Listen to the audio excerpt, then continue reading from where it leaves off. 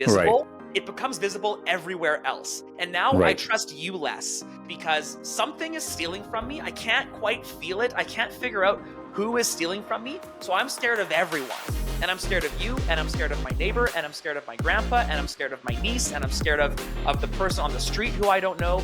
And when you're scared of everyone, everyone becomes a suspect. When you assume everyone no longer has your best interest at heart, when there's no longer a fair world, you just kind of act crazy. And you can see that in the world. You can see the world literally going crazy. The world is collectively going insane. We act insane. We have people doing crazy things, and it's the result of a broken money system because nobody trusts anybody anymore. There's zero trust Right. in the world. 100%. We all know we're being stolen from. Like think into the future and then buy for that future. Like, do you think your great granddaughter cares what price you bought Bitcoin at? Like, Yeah. no, right?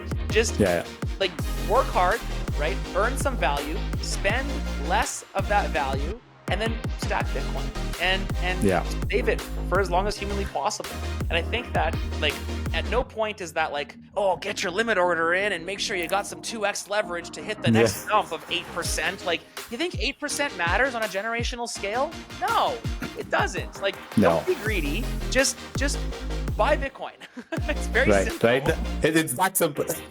It literally is, man. And like, if we got Yeah. out of this comparison game, we got out of this fiat gains game, Yeah. if we just removed ourselves from this horrific environment Yeah. that we're in, it wouldn't matter. How you release a bear trap is you drive the claws into the animal in order to release it. It's the only way to release it because it's designed to just get tighter and tighter and tighter.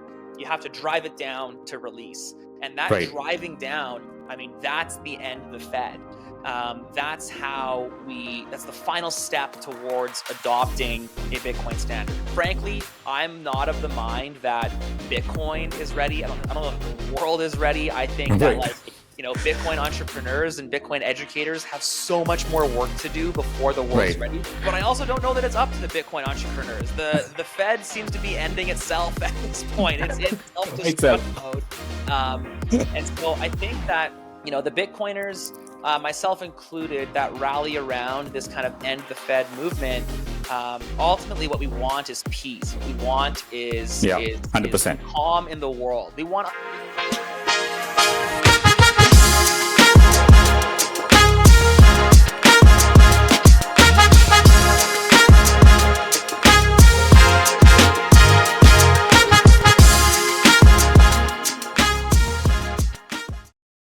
Hey everyone, welcome to the show. In today's show, we have our guest Adam O'Brien. Before we get into the show, I just want to share this disclaimer. No part of today's show is financial advice. It's not financial advice. We're not asking for anyone to make any financial decisions based on this conversation. I just want to put it out there. Hey Adam, welcome to the show. Let me introduce you properly. On today's episode, we are diving deep into the world of Bitcoin with none other than Adam O'Brien, passionate advocate for helping people understand and embrace the power of Bitcoin. Adam believes that with just 100 hours of learning, anyone can grasp the profound value of Bitcoin and they have the ability to transform their financial future if they spend that. His mission is simple yet powerful: to make those 100 hours enjoyable, enlightening, and ultimately to help you make the leap owning your first Bitcoin. As the CEO of Bitcoin Well, Adam is not just a thought leader, but a pioneer in the space. He founded Bitcoin Well with a vision to empower people to achieve true financial independence through self-custody, where you hold your own Bitcoin, free from the risk of third-party control and whatnot. The philosophy has driven Adam's success from launching the first Bitcoin ATM in Alberta and Saskatchewan back in 2014, to growing a coast-to-coast network in Canada, and even taking Bitcoin Well public as the world's first non-custodial Bitcoin platform on the Toronto Stock Exchange. Adam's journey doesn't stop at Bitcoin Well. He's also a co-founder of GetBased, a media base dedicated to educating the world about Bitcoin and spreading the message that Bitcoin is the answer and not the alternative crypto asset. His insights into the flaws of Bitcoin exchanges and his unwavering commitment to self-custody makes him one of the leading voices in the Bitcoin revolution. Adam's vision is clear: a world where every individual, business, and corporation holds Bitcoin in self-custody, free from external risks and fully in control of their financial future. So whether you're new to Bitcoin or a seasoned enthusiast, this conversation promises to be eye-opening, Welcome to the show, Adam. It's good to have you today. Hey, Please tell us thanks a so little much. bit more about yourself. You make me sound so official with that nice intro, man. That's really kind of you. Thank you so much. And yeah, man, definitely like passionate about enabling independence is definitely my number one kind of goal. And so yeah, excited to chat about Bitcoin and freedom and what Bitcoin is. Yeah, what was the journey like, Adam? Like growing up until the point you like found Bitcoin. What was the journey like before you found Bitcoin? Pre-Bitcoin, like I found Bitcoin when I was 20 years old, so there's not much of a journey there. I would say though, like growing up was definitely probably like anti-authority for most sense. My teachers, my parents, any kind of like authority figure, I was kind of generally stubborn and pushed back on. I was always very inquisitive, loved selling things. I loved the art of sales and providing value for other people. And I just had a solid work ethic. I remember right after I graduated high school, I wanted to go to Australia, and I just worked from 7 in the morning until 10 p.m. at night. Literally worked like that for 4 or 5 months until I had enough money for a plane ticket and a visa to go to Australia. Wow. And that's what I did. I did that for, I think, only 6 days a week. I don't think I worked on Sunday, but I can't remember now. But yeah, I just always kind of had, kind of a one-track mind, pretty Right. like pretty dialed into what I wanted, and then kind of worked like a dog to get there. No, that is so fascinating. And then like, what would you define that pivotal moment? You thought, okay, Bitcoin is the answer. This is it. I'm diving deep on Bitcoin. This is it. What was that moment like? Yeah, I don't think I was smart enough to have that, like, the light in the clouds, like the angels singing. Yeah. There was no moment for me. It was definitely kind of a long process. I call it a Bitcoin journey now, and I think everyone is on ultimately a Bitcoin journey at the end of the day, because Bitcoin is so deeply rooted into our everyday lives. But yeah, it was kind of like, it was just time in the market that allowed me to really, I guess, theorize my beliefs into Bitcoin. I also came to it with like a godly background. I'm a Christian, and kind of like input the teachings of the Bible into my life in a same way probably that I applied the principles of Bitcoin to my life. And so kind of those two things mashed up created the path for me on my Bitcoin journey, to kind of, where I see Bitcoin today, which is so far past a financial asset or like an investment. I even go as far as saying Bitcoin is a bad investment because it's more of a savings tool than that. And those two things I believe are opposites. So yeah, it's definitely not a single moment, more so just, I have a hypothesis. I run that hypothesis into the nth extreme to kind of decide if I'm right or wrong. And if I'm wrong, go back to where I made the hypothesis, reevaluate, change course, and then keep running. And that's kind of hopefully what I'll continue to do until the day that I die. And that brought me to this place where, I believe Bitcoin is freedom. Right. No, absolutely. As I was preparing for our conversation and things like that, is one thing that stood out is like, I think one of your keynote addresses, correct me if I'm wrong, you had titled in the Montreal Canadian Bitcoin Conference as like, just since you touched the topic of like Christ and Jesus, you titled it as Jesus is a Bitcoiner. Yeah. Right. Would you like to expand on that a little bit? Yeah, sure, man. I mean, it's funny. It's like, that's quite a provocative title, which I think is a bit of a nod as to who I am. The concept there is kind of diving into probably the growth of Bitcoin, or how much more Bitcoin is from just a financial asset, from just part of your portfolio. It is so much bigger than that. And this theory that I kind of came to, it's been a journey to get to this theory even, it's probably been maybe even 2.5 years of kind of theorizing and researching and reading and disproving and proving kind of my thought 100%. process. But it came to the point of, in the early days of the Bible, what did God say about money? And it was, it describes Bitcoin pretty perfectly. Like, it's shocking. And then if you take the principles of your life that Bitcoin encourages you to be, someone that is humble, someone that is loving, someone that's got a low time preference, someone that thinks about the future, someone that ultimately understands what it means to give more to the world than it takes from the world. That's what Bitcoin kind of teaches, through its through its incentive protocol. 100%. You look at the story of Jesus and what he kind of said. It's like, hey, that's kind of the same thing. It's kind of it's pretty equivalent actually. And so that's kind of where that theory came from. Gave a presentation for the first time at a Freedom Festival in Costa Rica. I was super lucky to have my wife there and a couple of my kids, and it had a great reception. It was full. I had, tons of people coming up after, asking more about it. They were very, very interested in it. And so I've kind of just been, continuing to lean into this theory. Again, research, disprove, prove, repeat. And gave it again in Montreal. Given it once more, I forget where, but it's been great. Kind of theorizing about that. Yeah. No, that is, thanks for sharing that. That is amazing. I'm going to probably hit some the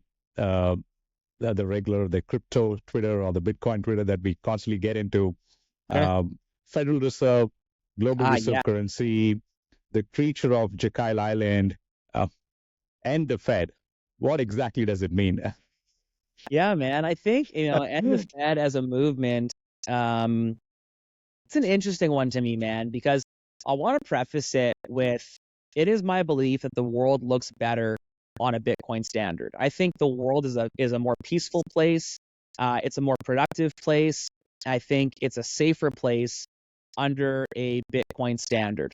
But I would also like to caveat that the transition from our fiat standard to a Bitcoin standard is excruciatingly painful and is is devastating for, in 2024, the majority of the planet, which is quite a scary thing to think about. You think about society is kind of in a bear trap right now, and how you release a bear trap is you drive the claws into the animal in order to release it. It's the only way to release it because it's designed to just get tighter and tighter and tighter. You have to drive it down to release. And that driving down, I mean, that's the end of the Fed. That's the final step towards adopting a Bitcoin standard. Frankly, I'm not of the mind that Bitcoin is ready. I don't know if the world is ready. I think that Bitcoin entrepreneurs and Bitcoin educators have so much more work to do before the world is ready. But I also don't know that it's up to the Bitcoin entrepreneurs. The Fed seems to be ending itself at this point. It's in self-destruct mode. And so I think that, the Bitcoiners, myself included, that rally around this kind of end the Fed movement, ultimately what we want is peace. What we want is 100%. calm in the world. We want we want to work hard. All I want to do, I'm like such a simple man. I just want to work super, super hard, provide as much value as I possibly can in a 24-hour day, and then consume whatever I desire off of that. and if someone does it better than me, I want to work harder, and I want my kids to do that, and I want my grandkids to do that, and I just want the world to be a series of production with consumption at a fraction of production. Unfortunately, I think the Fed kind of flips that. The Fed wants society to consume more than they produce so that they can maintain control and power. Because ultimately, when you give somebody the means to consume, you control their time. You have the ability to have full control over them. If I dictated how many views this podcast got, I would completely own you. And I would say, do this and you will get more views. If that's all you cared about, right? Do this and you will. And as a society, kind of moving towards a society that only seems to care about consumption, it's like, well, what gives us the ability to consume? More money. Well, who has the lever on the money? It's the Fed. Right. And so I think it's quite a demonic and negative thing for the world ultimately. It does have to disappear. I just hope that the Bitcoin entrepreneurs and educators are able to build enough products and enough services and enough content and education like this that Right. that we can, that society can survive the pain that ensues. It's a little bit like, Yeah. it's, I don't know, man. It's going to be interesting. And I'm not the doom and gloom guy. Like, I don't believe that, like, just dooming everyone into like, oh no, what Right. if? I'm quite bullish on that. I'm very, very hopeful on that. And I Right. think that the world will be a much better place because of it. Which it's just going to be a rocky ride to get there. Yeah, no, I think there's a bright future always in the future. I so believe it, because you have to be optimistic about the future and hopeful. Totally. And I always think Bitcoin is hope. And for a lot of people, when they see it, they truly see it. They cannot unsee what they saw, right? So that's kind of a moment of like orange pilling, and how Yeah. we call it. And just to finish the topic on the Fed, there's like, because there are so many people, probably billions of them, and not everyone has observed Bitcoin the way I think you and I would have observed, and like from a long time. I got into it probably around 2019, 2020-ish time, but what we saw, we couldn't unsee it. But what are the problems that people are not seeing when it comes to the systemic and institutional challenges that are faced by the planet today? What are the challenges that people are yet to realize? And because like one is unlimited money printing, obviously you cannot have that. I'm a huge fan of Bukele, El Salvador, and he said like, yeah, we are not going to spend more than we have, and we're going to close all our debts. And What a novel concept, hey? We're Yeah. not going to spend more than we have. Like, Yeah. it's crazy it's insane to me that is the exception in bureaucratic government. It's Right. mind blowing.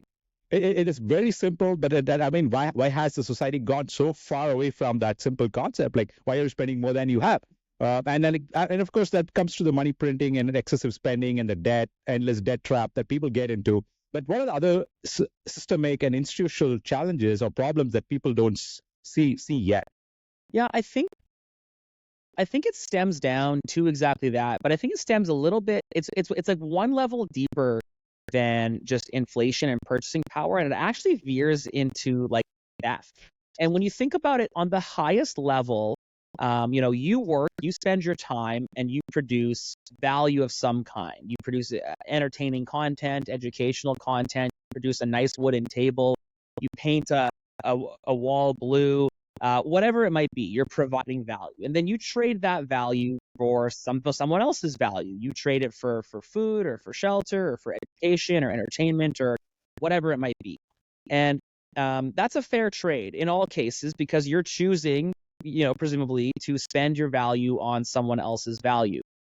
When you put someone, not something, when you put something in the middle, when you put money, sound money in the middle of that transaction, it still maintains that symbiotic, perfect relationship where you can still choose to spend value on the time that you desire and in the quantity that you desire.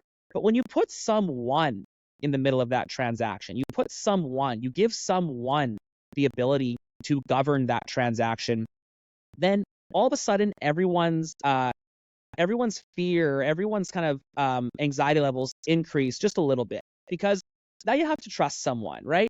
It's like, I've gotten the pleasure of I got to know you a couple times. We had a nice chai latte. Yeah. Whatever, all good. But like, I'm not going to give you $1 million, right? Like, I don't trust you that much. And probably you're not going to give me $1 million because you don't trust me that much. And that's good. That's how it should be. But if I did give you $1 million because I was forced to, I would probably want to keep a closer eye on you, right? I would probably think a little bit differently, like, whoa, where do those books come from in your background? Hey, that's a new shiny lamp you got. Is that mine? And all of a sudden, I'm like a little bit more skeptical of everything that you do. But the problem is the force, the individual, the person or the thing that we've kind of put in charge to govern the money is invisible.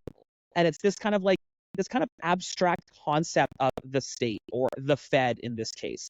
And when the thing that we're scared of, or when the thing that produces anxiety is invisible, it becomes visible everywhere else. And now I trust you less because something is stealing from me. I can't quite feel it. I can't figure out who is stealing from me. So I'm scared of everyone. And I'm scared of you, and I'm scared of my neighbor, and I'm scared of my grandpa, and I'm scared of my niece, and I'm scared of the person on the street who I don't know. And when you're scared of everyone becomes a suspect. When you assume everyone no longer has your best interest at heart, when there's no longer a fair world, we just kind of act crazy. And you can see that in the world. You can see the world literally going crazy. The world is collectively going insane. We act insane. We have people doing crazy things. And it's the result of a broken money system because nobody trusts anybody anymore. There's zero trust Right. in the world. 100%. We all know we're being stolen from. We can't quite put our finger on where. Or when you do, like you and I have, we've put our finger on where the theft is coming from. You get called Right. crazy. You get called insane. You get called a conspiracy theorist. You get called a financial terrorist. You get called all of these horrible things.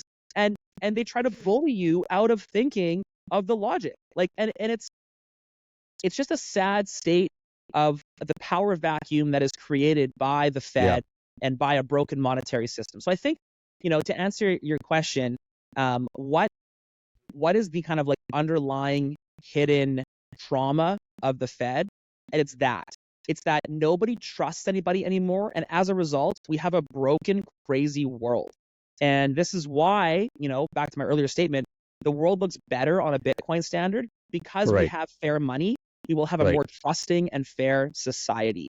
And as long as we have broken money, we will have a broken and unfair society. I think that kind of like linear logic is like the greatest hidden kind of tax or the hidden cost of the Fed. No, that's amazing for sharing that. Because I think people need to realize what they're up against, and then of course there's concentration of power. There are centralized entities all across the globe, and people who thought they can trust did not earn their trust, and then instead they ended up being being corruptive, and basically the power corrupted them, and so many challenges with the centralization issue that people don't realize yet. There's a tiny person. Just build off that. You don't even have the option to decide whether or not you trust them. Exactly. Like you are literally born into a world, taught about a world and a monetary policy and system that you have zero choice in the matter. Like it is the greatest monopoly of all time is central bank currency because there's literally by definition no competition.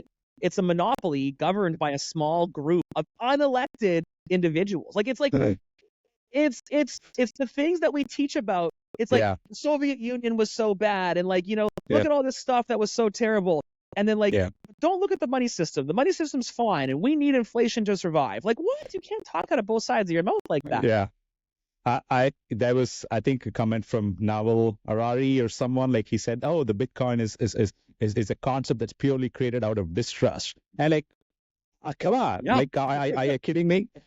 That's absolutely right. I mean, like, yes, because we couldn't trust it any further. Well, but guess what? Like, so is your house. Like, I don't trust the weather, so I put insulation in my walls, right? I don't trust the entire globe, so I lock my door at night and close my garage, and my car gets locked. The entire world is built that way. That's literally how it should be. We shouldn't have to trust. We should be able to verify. Once, if I were to live in an environment that had only perfect weather the entire time, and I was there and verify that for like 10 years, I wouldn't bother with insulation. I probably wouldn't even close my windows. I would just leave it. Guess what? In Alberta, if you leave your windows open, you freeze. Like that's just how it works. You die. And it's like you don't trust ever. You verify and then you place your efforts appropriately. And the money system is the opposite of that. You trust, and then once you verify, you're called a villain. And that's how you know there's corruption. Yeah. Speaking of villain, I had the next question on the same lines. So many times when you consume media, whether it's like different like movies or social media and different things like that, especially coming from Hollywood, and I'm not against anyone here, but at the same time, I'm definitely I'm made to think when statements are made like this, and let's pay off the villain using Bitcoin.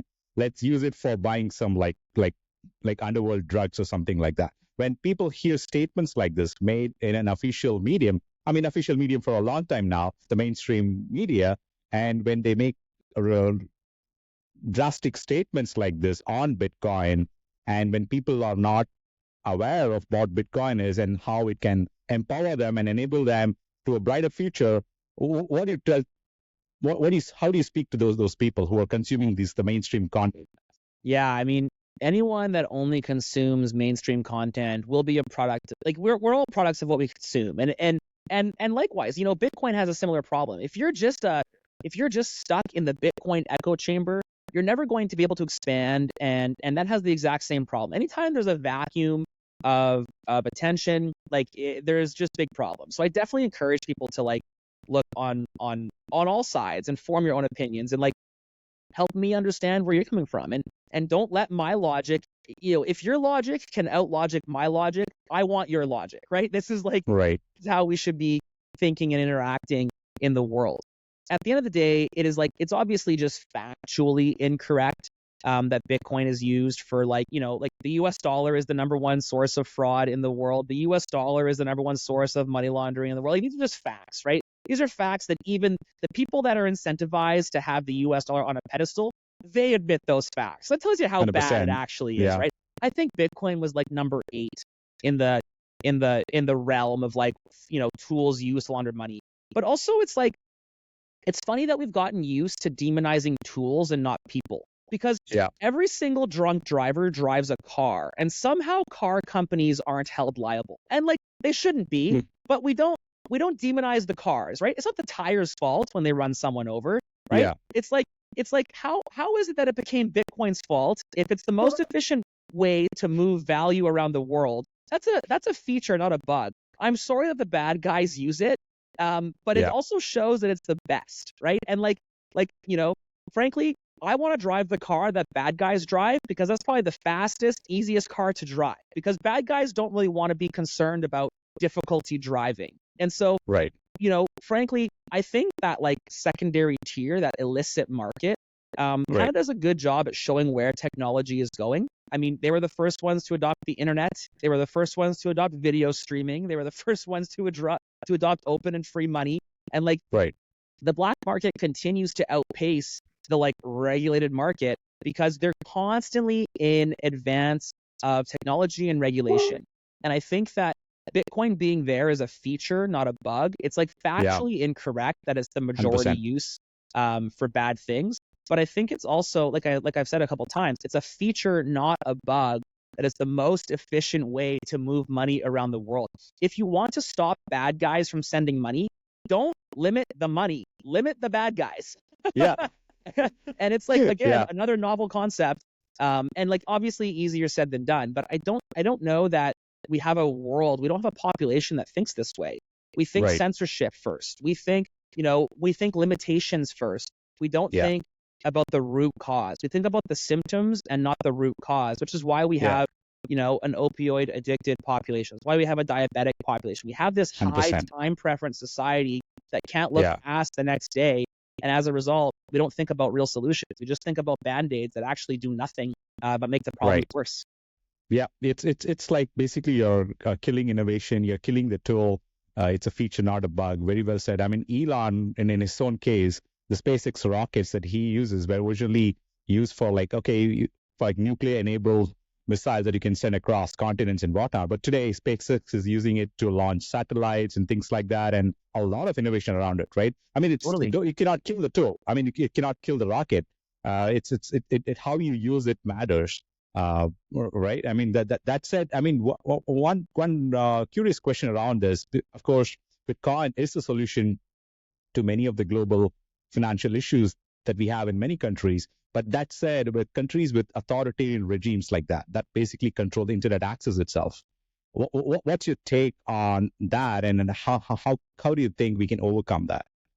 Yeah. So I mean, it's quite Brazil, for difficult. instance. I mean, didn't mean to interrupt. For Brazil, for instance, they try to shut down X, right? For in the entire country. I mean, that is not uncommon these days, and they're trying to shoot down people if they like the post or retweet or something. So that is scary. It's super scary, man. And I think it highlights the problem with centralization in every facet. Centralization in media, centralization in money, centralization in content. Centralization as a whole is very bad and very dangerous. And I think that it does one of two things. It eviscerates people very bad, right? The dictators win at that point. or it forces those people to look at the tools available at their disposal to rise above. And that's where innovation strikes. That's why we have, Noster, and that's how we have Bitcoin. Right. And so I think that, again, like back to the balance of the world, the balance of the planet, you don't get to have pleasure without pain, and you don't get to have innovation without destruction. And, the only reason, like, and it's just a theory that we have to like adopt. And I think, to someone that has restricted internet access, Right. you frankly, you still can run a Bitcoin node. You still can, even without a node, you could. Yeah, I think the encryption protocols are all open source, and you could make a Bitcoin wallet. You could, in theory, like buy Bitcoin. Like if you're not if you are not 100% slave, you can access the Bitcoin protocol, and that's Right. crazy And empowering. there are VPNs out there, and There are tools out there that exist that allows people, again, unless you're like an actual slave, and if you're an actual slave, then you're going to need help to be liberated. Bitcoin does not fix that problem. Bitcoin fixes the secondary problem, which is a society on a Bitcoin standard has less slaves. Bitcoin doesn't free the slaves. Right. And so that's like a key distinction. What we need is we need the Bitcoiners to go free the slaves. The slaves need our help. The slaves need the help of the Bitcoiners. And this is, again, like this is the mission of the company. We want to enable independence. 100%. We want, and I think that's like the majority of Bitcoiners feel that way. So I would say, to that person, like research, use the tools at your disposal, flee if you can, read and research the Bitcoin protocol such that you can transfer the value that you create with your time into the future or into a better jurisdiction. No, I also concur with that. I agree with that. And even like Balaji Srinivasan, who is like majorly talked about network state and whatnot, he often says like vote with your feet, right? I mean, go to a place where you're respected most, where your properties are respected most, where it is protected. And if you're in a blue state, move to a red state. I mean, if you're in a red state, move to a country like that protects your property, right? I mean, if there's a threat to property, and this is a threat to property, I mean, like they're trying to confiscate digital assets and move to a place where it is protected. And of course, if people are under authoritarian regime, they're always at risk. So it's always to do your own research and then try every bit to protect your property and your family, right? So that is a given, no doubt. So here we have some good things to say about like Michael Saylor. I mean, you would love this. I mean, like Michael Saylor said, like Bitcoin is the apex property of the human race. Bitcoin is hope. Bitcoin fixes everything. Bitcoin is a bank in cyberspace run by incorruptible software, offering a global, affordable, simple, and secure savings account to billions of people that don't have the option or desire to run their own hedge fund. One more. Once you understand Bitcoin, you have a moral obligation to own some. Your comments? Yeah, man. I mean, hey, listen, it's tough to argue with the biggest bull in Bitcoin history. Look, it doesn't take a genius to realize that everything he's saying is true. I think he does his audience a disservice by not talking about like the pain and suffering that it takes to get to that spot. And what I mean by that is like Bitcoin is not real estate. It's much better than real estate. Bitcoin is not a bank. It's much better than a bank. And if we start to look at Bitcoin like it's real estate, we're going to start wondering, well, how do I borrow against it? How do I get some yield? How do I rent it out to people? Where's my property managers? If we start to look at Bitcoin like a bank, we're going to start to think, all right, again, where's my yield? Who's my investment advisor? Where's my banking advisor? Bitcoin prioritizes the individual, and Bitcoin deprioritizes the group or the collective, I guess. And we need to be ready for a world where the individual is prioritized, and we need more people that are prepared to take responsibility. I have calls with people every single day. I talk with people every single day that want to buy Bitcoin. And when I show them how to make a wallet, always the number one thing that they say is, well, what happens if I lose my seed phrase? I say, your money's gone. And they go, I can't call anyone and get it back. It's like, no, like you've missed the point if you want someone to call, because if they can give it to you when you call, they can take it from you when you don't. And that is like the greatest indication that our society has, like, we're so comfortable just pushing away all of our responsibilities and leaning onto other people, that I kind of, this is what I mean when I say, like, the world is not ready for a Bitcoin standard. We need a full generation to go through of self-custody maximalists that understand the value of self-custody. Right. The world is even close. We need that generation to then have baby. Like I've got 4 kids, and you better believe they're all going to know about self-custody before they're 10 years old. Like, it's not an option in our household. You better believe they're not reading books that teach them about banks and yield and, like, you know, these like fiat products. They're learning about low time preference, producing value for the world and consuming less than they earn. They're going to learn from my mistakes so they can produce more for society. And we need more generations of that compounding education and compounding learnings before the world's ready for this like hyper Bitcoinized state. And 100%. I'm just going to play some videos and get your reaction to that. I've seen you doing it in some of your videos. I love that. So I thought, let me bring some videos and get your reaction. Let me know if you get the audio when I play it. I'm just going to, I haven't tried playing a video on a podcast yet, so though I hope it works out. So let's see. So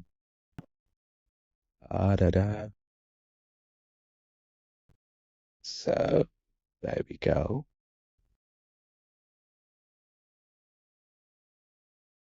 So let me know if you hear the audio. Not yet. The audio is coming to you? No. No? Okay.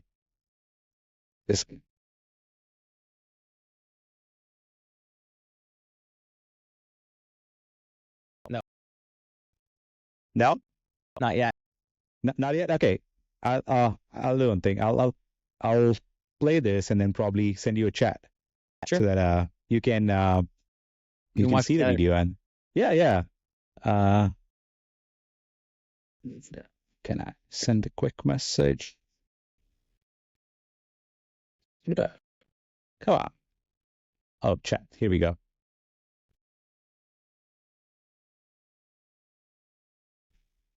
Yeah, that's the clip on.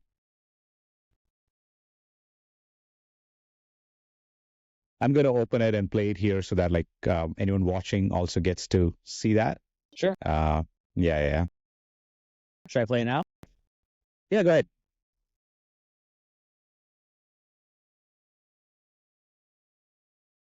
Who wants a hamburger? It's funny he's saying these suckers are good. It's like, I wonder if he's even eaten one yet. Yeah. This is a crypto burger. No, it's a Bitcoin burger. Actually, you should name them. Name a Bitcoin Just and going a to play crypto. it for the benefit of the listeners.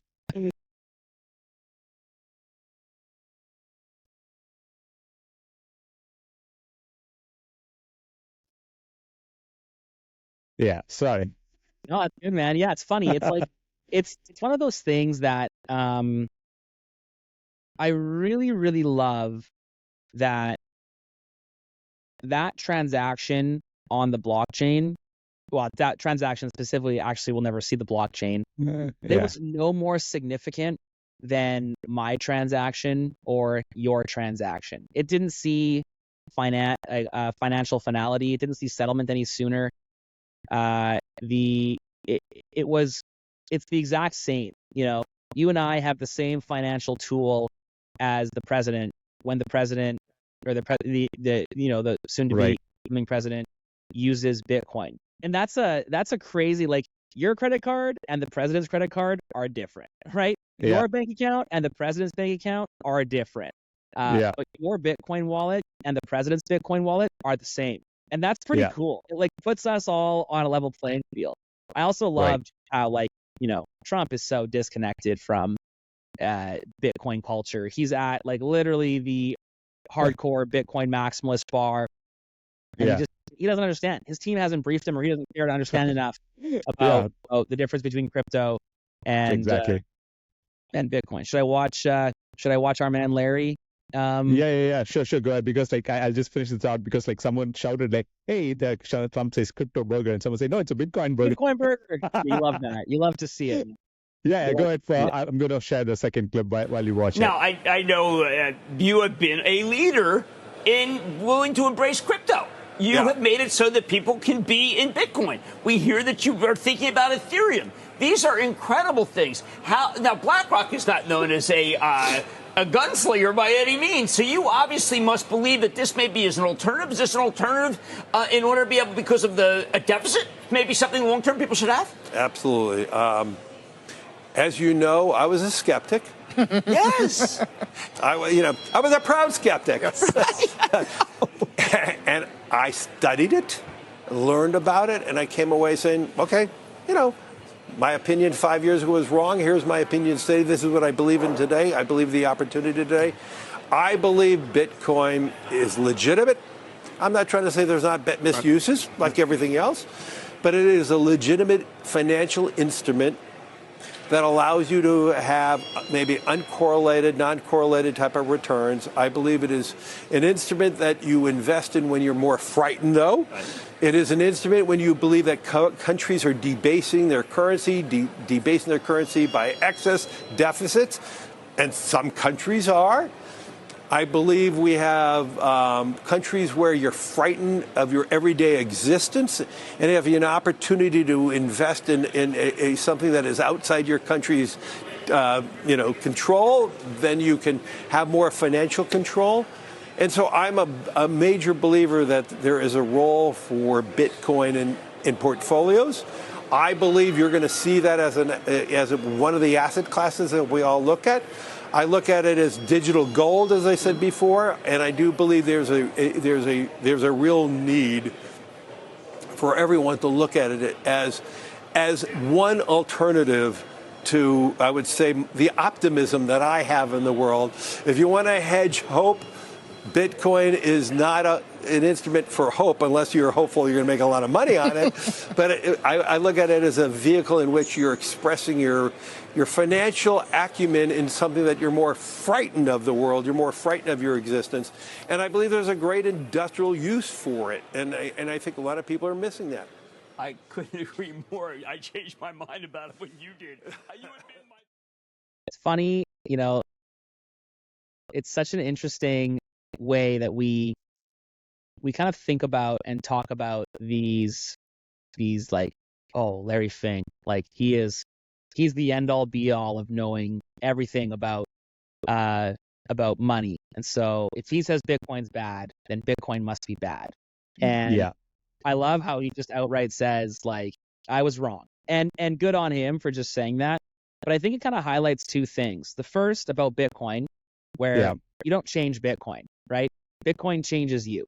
And that's right. And you actually you don't get to be against Bitcoin because Bitcoin is so simple and so programmatically protocol driven towards human nature and human value that it's just like, well, I don't believe that oxygen is good. It's like, well, you're just wrong. Like the earth is not flat and you need the sun to live, and you're just a dummy if you think otherwise. You know what I'm saying? And it's like very, very simple.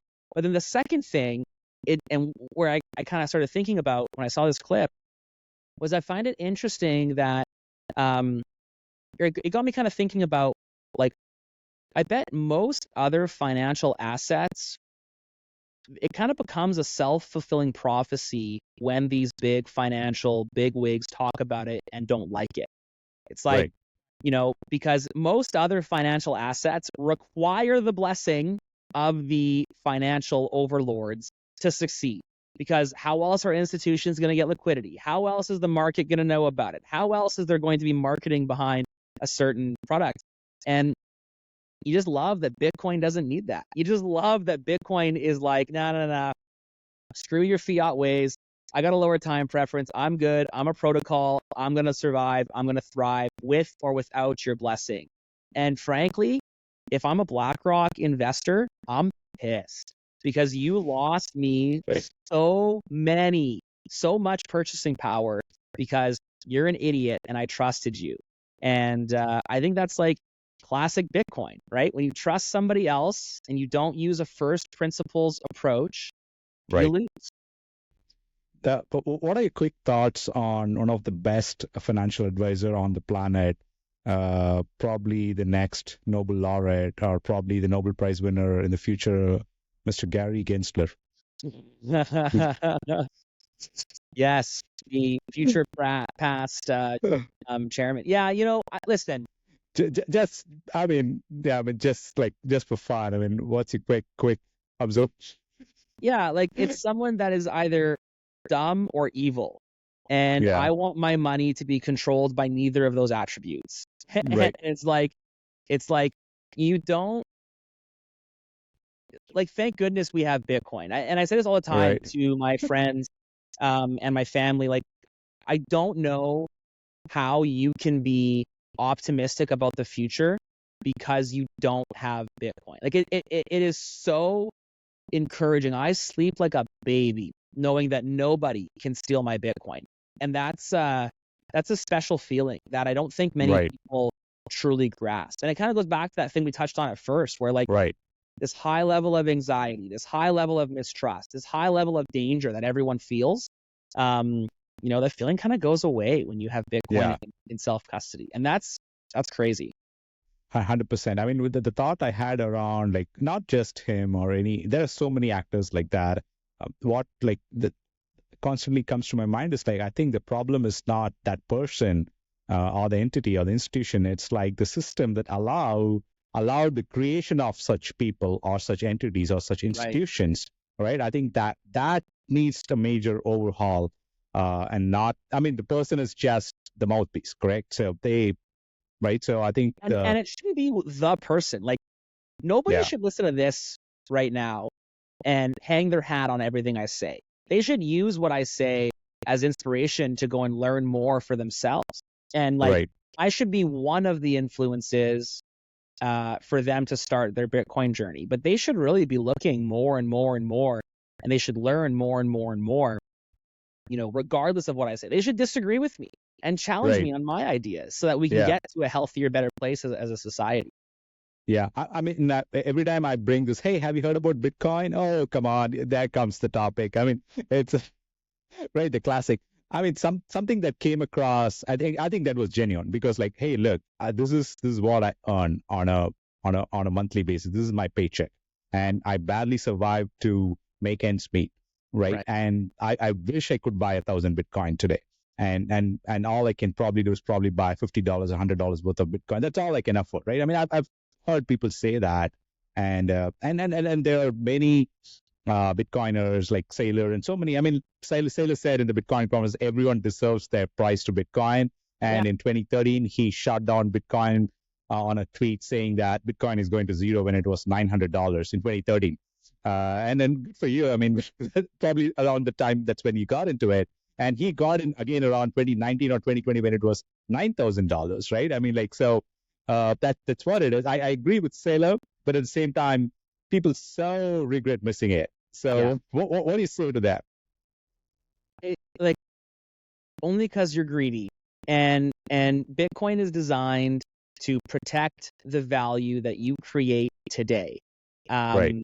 And so, yeah, it's like way better to have bought more Bitcoin earlier. But you didn't. You bought mutual funds, or you bought a car, or you bought a house, or you bought a steak, or you bought whatever. And whatever, that's good. That gave you the most happiness that you could have gotten at that time. Good for you. Right. Use that and go forward. But it's only when we're locked inside the confines of a fiat mindset that we feel like we've missed the boat. Because you don't realize my great, great, great, great, great, great, great granddaughter is going to be buying Bitcoin. Like, that's the reality. And it's not going to be, things won't even be measured in dollars at that point. We're going to be 2 or maybe even 3 fiat currencies away from where we are right now. Like think into the future and then buy for that future. Like, do you think your great, great, great, granddaughter cares what price you bought Bitcoin at? Like, no, right? Just like, work hard, right? Earn some value, spend less of that value, and then stack Bitcoin and save it for as long as humanly possible. And I think that like at no point is that like, oh, get your limit order in and make sure you got some 2x leverage to hit the next dump of 8%. Like, you think 8% matters on a generational scale? No, it doesn't. Like, don't be greedy. Just buy Bitcoin. It's very simple. Right. It is that simple. It literally is, man. And like, if we got out of this comparison game, we got out of this fiat gains game, if we just removed ourselves from this horrific environment that we're in, it wouldn't matter. Actually, comparison, like I think one of the presidents said it, but I like the quote, regardless who said it, comparison is a thief of joy. It just steals your joy, right? So you don't have to compare and then just go and buy your Bitcoin and totally, man. Yeah, absolutely. So something like I'm definitely find it fascinating that you took your company public, right? I mean, probably, I don't know for what reason I want to judge. I think it puts a marker in there and it legitimizes a lot of things from a company, from corporation standpoint. What was that journey like, Adam, taking Bitcoin well public? Yeah, it was difficult. Obviously, especially the reason I ask, especially also because with all the institutional systemic problems that we have, and we have a Bitcoin corporation, and you're taking that public. It's not like another pizza shop that's going public, right? It's another Bitcoin company going public. So that's where my curiosity comes from. Yeah, I mean, I think that it was difficult because we were the first, and the first man through the wall gets the bloodiest, and we got pretty bloody. It cost a lot more money than it should. We had to educate a lot of lawyers and a lot of regulators as to why we were safer and how a non-custodial Bitcoin platform worked, et cetera, et cetera. But it's done, and I'm really happy we did it. I think it gives what I love is that it gives our customer the ability to own the platform that they use, and that's really important to me. Obviously my desire that everyone buys as much Bitcoin as they possibly can. But at the same time, I also believe in supporting products and services that you love. And, I donate passionately to organizations that I'm involved with. I don't think the Bitcoin platform model works too good on a not-for-profit scale. And so we decided to allow customers to benefit from their donations or from their contributions or from their ownership. And so, I think it's fantastic. I love that my customers and I are, we're all shareholders, and we all benefit when Bitcoin well benefits, and that's it's kind of cool. It's kind of special. It's nice to rub shoulders with someone as a peer, and it's really humbling when someone uses the platform, trusts me with their investment, and then also learns from what I have to say. It's it's a grave responsibility that I hold very dearly. Right. Just a quick follow-up on that. I didn't have this question, but as you were speaking, I had this quick question. Is there also an opportunity for people to buy the stock through Bitcoin, or is it only going to be via fiat? No. I think just curious. No, it's like we're beholden to the fiat markets, and so got it. Obviously, if your brokerage account, if you fund your brokerage account through e-transfer, then you could just send Bitcoin and send an e-transfer to your brokerage account. If you pay a via bill payment, you can send Bitcoin and have that bill paid. If you want a direct deposit, you can send Bitcoin and get a direct deposit, all with bitcoinwell.com. But you can't you can't send us Bitcoin and then have that turn into a share certificate. Absolutely. Got it. So one of the major narrative across the world, I think more than 100 countries are basically piloting, and some have launched the central bank digital currency, right? You know about it. I know about it.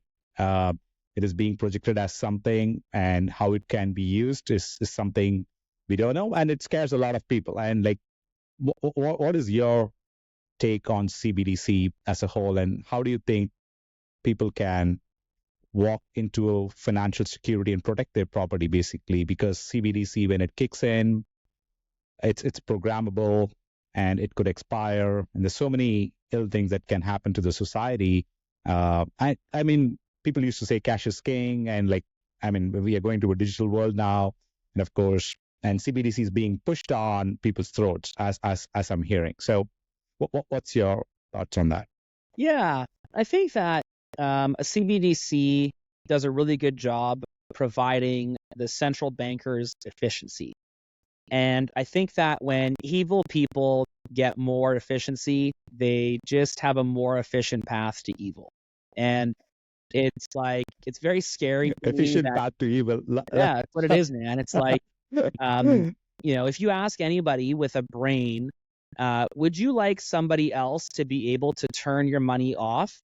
They should say no, because they have a brain and they don't want their money to be useless. And that's exactly what a CBDC is. Whether or not it would actually happen. I was asked for a comment on a radio show, and they were like, "Oh, well, the government would never do that." And it's like, sure, if you trust the government that much, believe that. I love that for you. Like, have at it. But do you want them to have the option to do that? Because guess what? The government in charge is not the one that I'm necessarily worried about. It's the government after the one in charge that I don't know who they are, right? Like, you look throughout history, people usually had it pretty good, and then the government changed and things went bad and things went south, right? Like, taking the most extreme example in Hitler. Like, do you want Hitler to have the opportunity to control your money? Because I don't think that would be very good for anybody.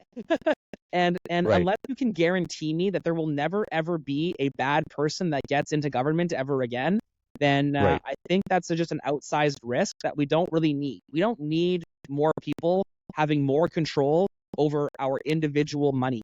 We need less people having less control over the individual 100%. money.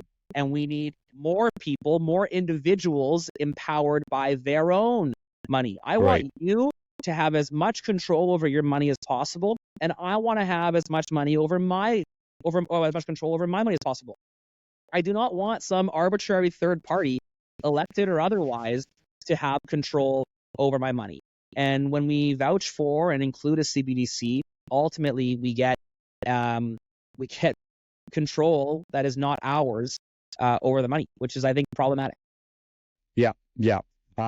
There was one picture, I had it before. I couldn't get access to it right now, but I think I can explain. You will immediately grasp it.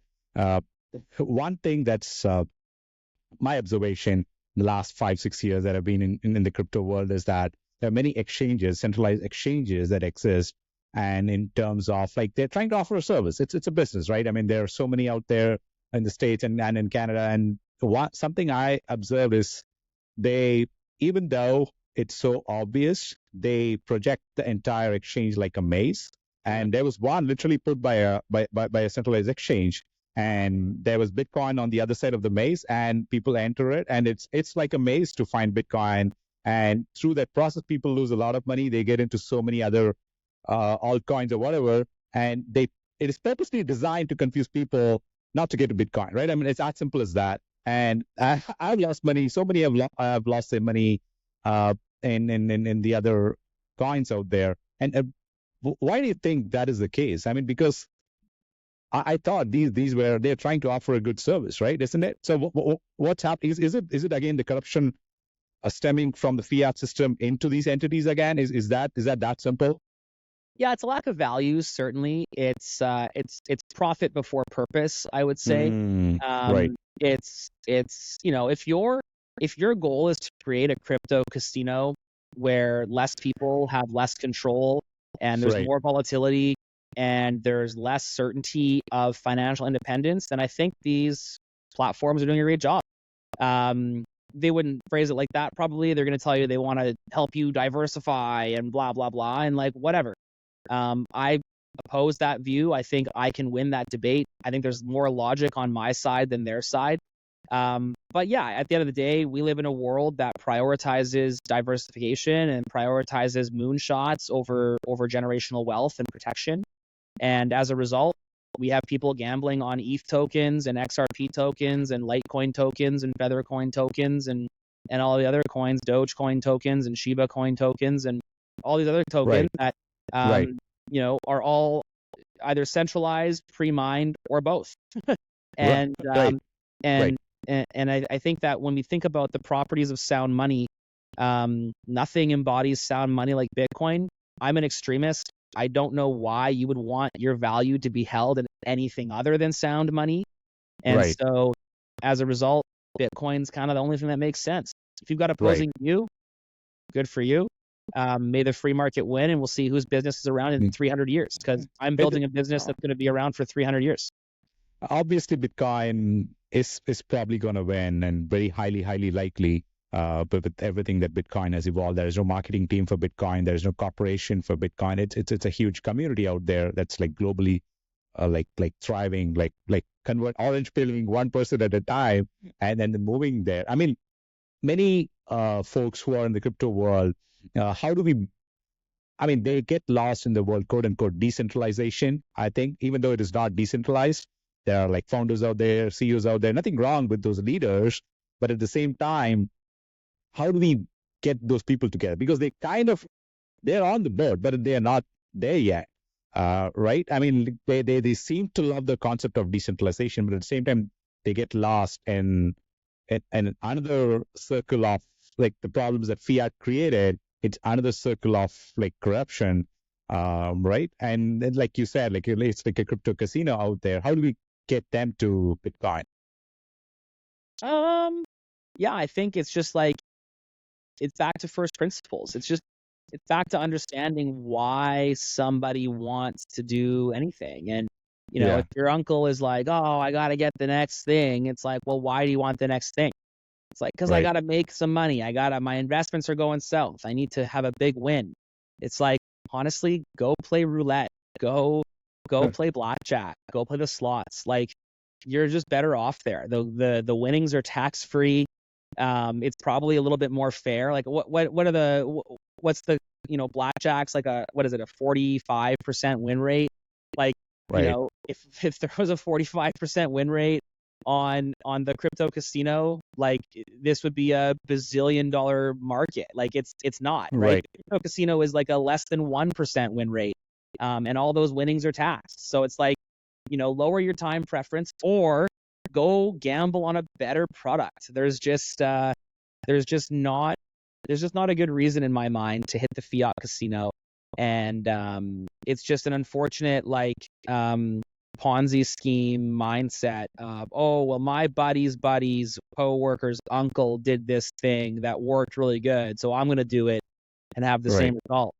And it's like, well, like somebody wins the lottery every week. It doesn't mean it's like financially sound to invest in lottery tickets. And, my recommendation is just lower your time preference, quit comparing yourself, spend less than you earn, and buy Bitcoin.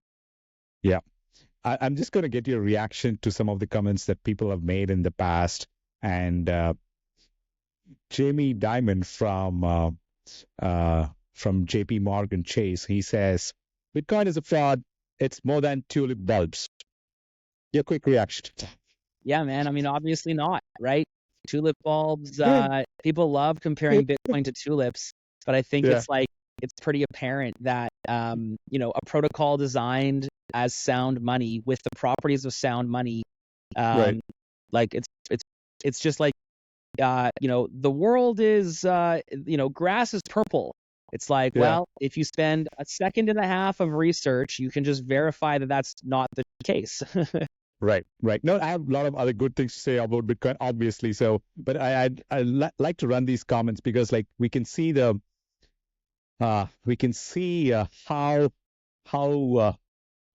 what's the right word? I mean, how they're so like a crocodile in a pond, right? I mean, they cannot see it, or they don't say it on purpose, right? So that's the way it is. I mean, here's one other comment from Mark Cuban in 21. Maybe, I don't know his question right now. He said, like, I'd rather have bananas than Bitcoin. Yeah. Again, I would ask Mark why. Why do you think that? And chances are it's like, I can't hold it. I can eat a banana. I can do whatever. And it's like, well, sure, I don't advise you buying Bitcoin because of its nutritional value. Like if we're not comparing apples to apples, then what are we doing? I think it's like anyone that says anything about Bitcoin, you just have to ask why. Why do you care about what you're saying so much? When I talk about Bitcoin, I'm talking about generational wealth. That's it. Right. I want Right. my great-great-granddaughter to have maximum opportunity for generational wealth to benefit from the efforts of me and my bloodline. And, that Bitcoin is just the number one tool. Like, I don't care what you say. Like, actually speaking, Bitcoin is the number one tool to do that. There is nothing, and please tell me if I'm wrong, because if I'm wrong, I want to be wrong so that I can find the next thing, right? Tell me I'm wrong, convince me I'm wrong, and I will dump all of my Bitcoin. Bitcoin well will cease to exist, and we will invest our time and efforts into that asset. But until you can verifiably, demonstrably show me why my great-great-granddaughter benefits from holding some other asset, I will buy Bitcoin. Yeah. The second question basically gives them no answer. Basically, why, right? I mean, it's that simple. I mean, here's the last one because I wanted to run this because Warren Buffett, we know he's not a fan, and he calls it different names and things like that. He called it's a delusion, right? I mean, so many people look up to him for investment advice, for managing their portfolio and whatnot. And when it comes from the Buffett himself, it's sad on one note, and then in the other, obviously he doesn't get it. Why would Buffett say something like crazy? It's a delusion. Warren Buffett has a higher risk tolerance than I do. And what I mean by that is Warren Buffett knows that money inflates at what he believes to be 2 to 4% per year. And he wants to earn cash flow of 8% per year, basically guaranteeing that his purchasing power will maintain. What Warren Buffett doesn't account for, and this is why I say he's such a risky investor, is he doesn't account for, and he has nothing. He has very, very low opportunity in a financial market environment that inflates at higher than 4%. And we're there. Right. Welcome to the jungle, baby. And 100%. I think that during that transition period, you see a lot of assets start to inflate, but then you realize there's no real value with that inflation, and you see assets disappear. I think 100%. Probably Buffett dies before that happens. So he'll die a hero, and he should, right? He's a genius. He took the financial market for the last century and navigated it damn near perfectly to create a substantial amount of generational wealth for his great-granddaughter. Problem is, the wealth for his great-granddaughter is going to evaporate unless he buys Bitcoin. And I mean that with absolute certainty. There is absolutely no way that the fiat money, which Buffett holds as the standard, is going to deteriorate before his very eyes. And I just don't have that risk tolerance. I just don't have the risk tolerance to trust somebody else with the value that I create. And as a result, that's why he gets away with calling it a delusion, because he's like, it doesn't earn cash flow. It's like, well, why would you want that's just removing concept of physics from money. You don't create your time. You don't get 28 hours a day. I don't care who you are. You don't get 28 hours a day. Why should your money benefit from this arbitrary value or this arbitrary creation of time? It shouldn't. Yeah. 100%. Something I really love what Michael Saylor said in the recent Nashville conference was that don't pursue fiat with hate, but pursue Bitcoin with love. Yeah. I think that is spot on, right? I mean, you don't have to hate an existing system just because it's whatever.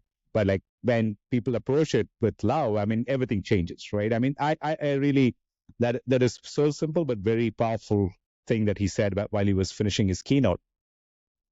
That said, we have some good things to say about Bitcoin, obviously, and then Kathy Wood, she said Bitcoin is not just a store of value; it's a rule-based monetary system that can be a hedge against the kind of inflation we are seeing. Yeah, very true, right? I mean, Jack Dorsey said Bitcoin changes everything. For the internet, we need a native currency. I believe that is Bitcoin, right? And here's one last one. I wanted to get your thoughts on this, though. Where's that? Yeah. So Robert F. Kennedy Jr.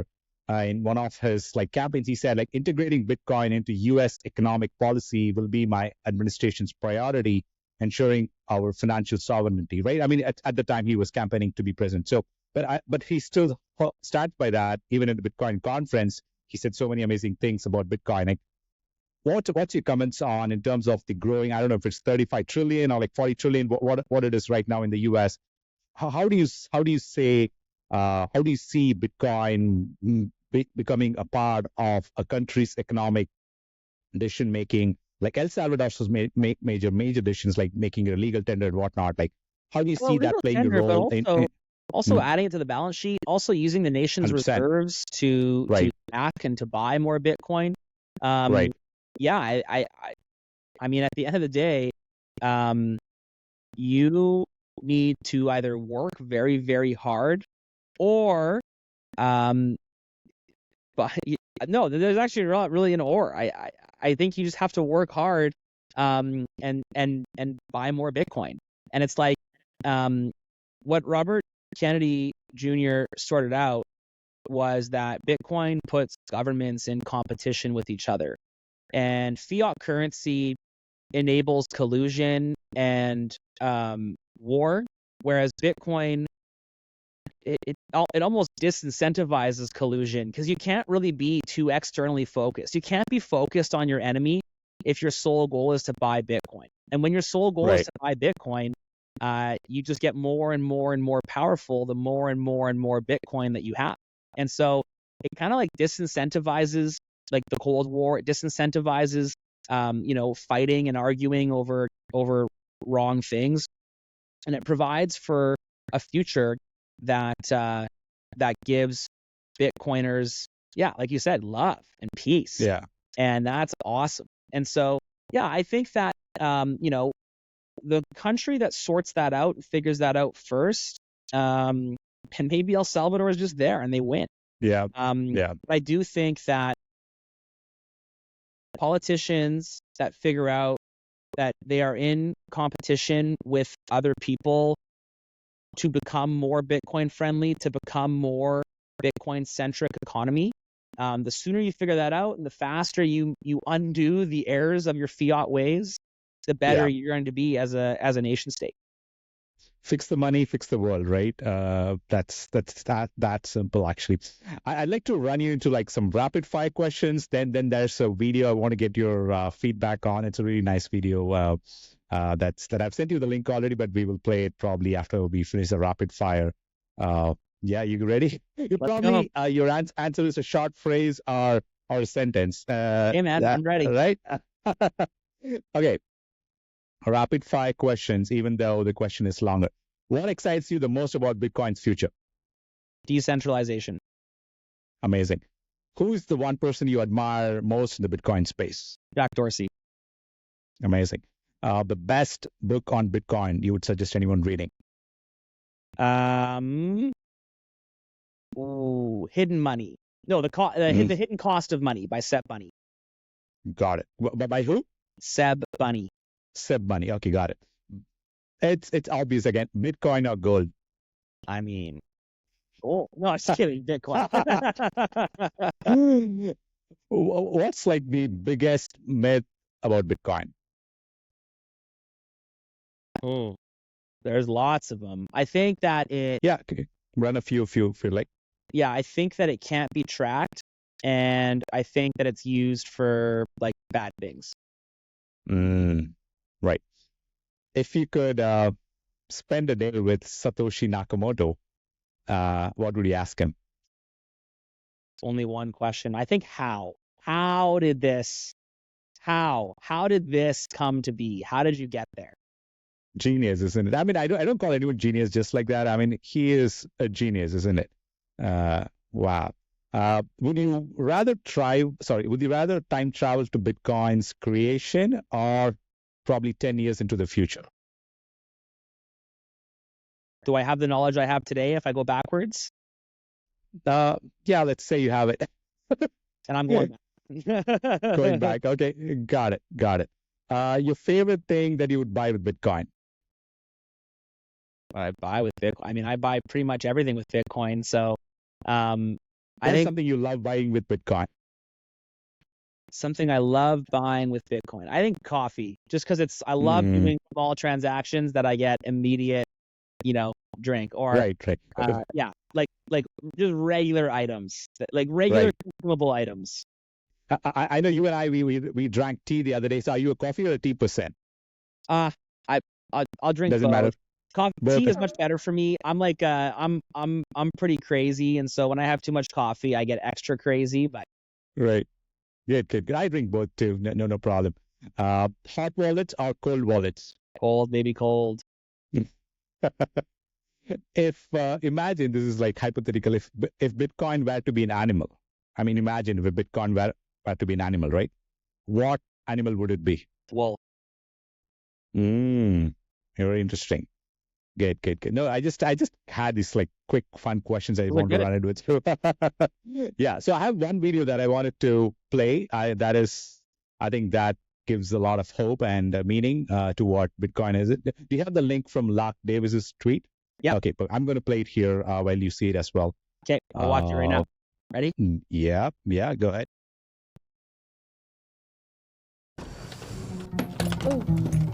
What is this archaic system? Mother's maiden name? Leibowitz? You're telling me this guy is how things get verified. That's my job. I'm just saying, you shouldn't have to buy $10 worth of gum if you just want 79 cents worth of gum. Why do you get charged your money to take your money from your account? And if you're out of money, they charge you for being out of money? What? An overseas transfer takes 5 days? Business days. Why? What are they using? A Zeppelin? I deposit the check Monday. But Monday was a bank holiday. Why is this the way it is? A bank holiday? This system What's a bank holiday? makes no sense. This makes no sense. Who designed this system? Ma'am? Is this really the best we can do? Hello? Don't we deserve better? Love that, man. That's so good. So good. I mean, it's bang on, right? It is the people's money. And it is the concept of a bank is gone. The concept of a financial manager is gone. The concept of needing somebody else to tell you what you can or cannot do with your money is gone. And that's special. Yeah, absolutely. Adam, I think that brings us to the wrap today, and we've finished around good time. And thank you so much for an engaging conversation. Unless you have any questions, I'm happy to answer that. But it was a very engaging conversation. I look forward to seeing you at the meetup today. Hopefully, the YEG Bitcoin meetup. There's a Bitcoin meetup today. Obviously, this won't be going live within that, but at the same time, look forward to seeing you there. It was amazing talking about Bitcoin, and I just want to see more people being empowered through this conversation. Even if it's one person, I think it would be worth it. It's what I think. Any words about before you close? Where can people find you? Yeah, you can follow me on Twitter at @AdamO'Brien_, just like it says in my thing here.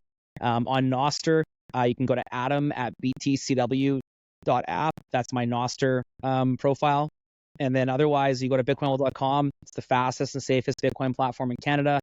It's the fastest and safest Bitcoin platform now in the USA. Non-custodial Bitcoin sent directly to your personal Bitcoin wallet.